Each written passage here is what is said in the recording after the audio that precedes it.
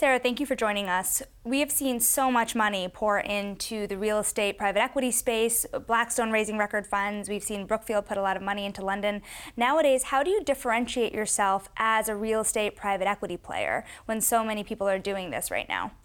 Well, we are seeing a lot of capital flow into the space, not just into the real estate space, into the private markets in general. That market has grown to $6 trillion. We're also seeing trends into where the investors are going in the real estate space, over $140 billion raised last year in private real estate.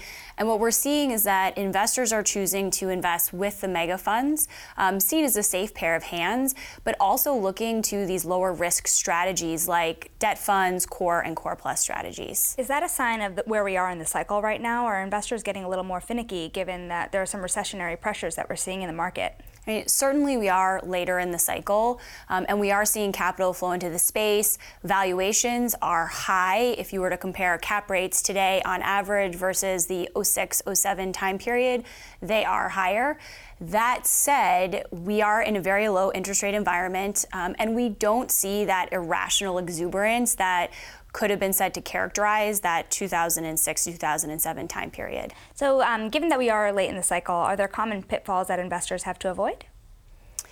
I think the best way to invest in the current time period is by looking for trends that are driven by changing demands in real estate patterns. So these are investments that are not necessarily linked by GDP growth, but instead are really based in the changing ways in which people are using real estate today. And when you're investing in this market, we think about bringing it back to those key tenets, finding good assets, investing at the right basis, supported by strong fundamentals, and then diversifying across the portfolio.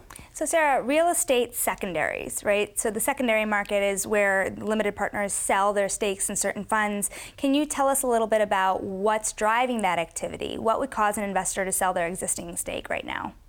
The real estate secondaries market is a fairly new market.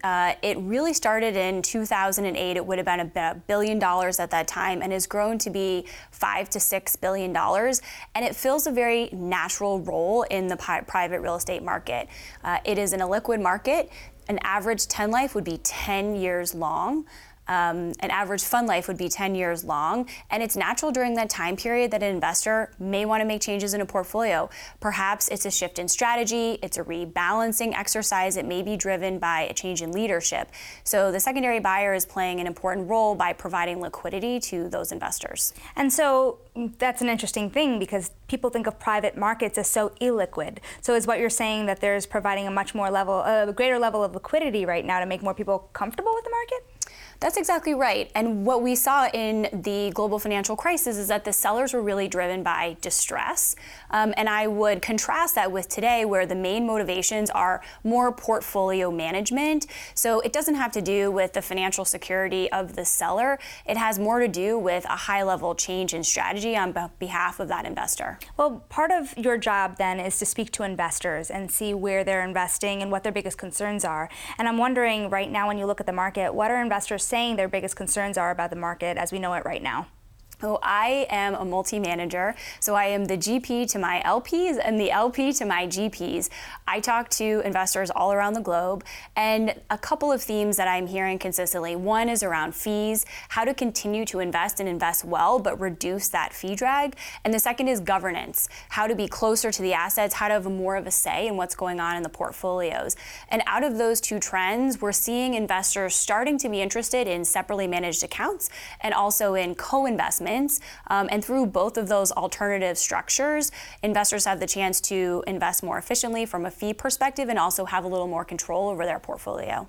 So another thing that happened this year for you is you were named partner at Carlyle, correct? That's right. So can you tell us a little bit about, the private equity industry in particular? There are not a lot of women who have risen up. Can you tell us a little bit about your career path and how you got to where you are? Sure. So I'm lucky in that I grew up in a dual working family, so I have great role models as parents and a really good support system. As I went through my career, I found good mentors, and then when I got to Carlyle, I found good sponsors. So I always encourage everyone to find all of those three different types of support systems: the role model, the mentor, and the sponsor.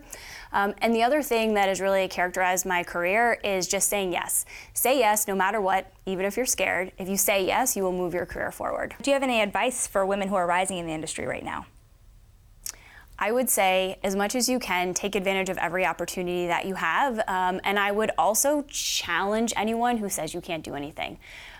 Just go forward and keep your eye on your ball and what you're trying to accomplish. So, as you look forward to the rest of the year, what are the top 3 things on your mind as you close up this year? The biggest things on my mind right now have to do with uncertainty. So there is a lot of uncertainty in the market. There is political uncertainty, there's economic uncertainty, regulatory uncertainty. And so the thing that I keep coming back to and keep thinking about is how do we invest well for our investors in light of all of these different pieces of the market?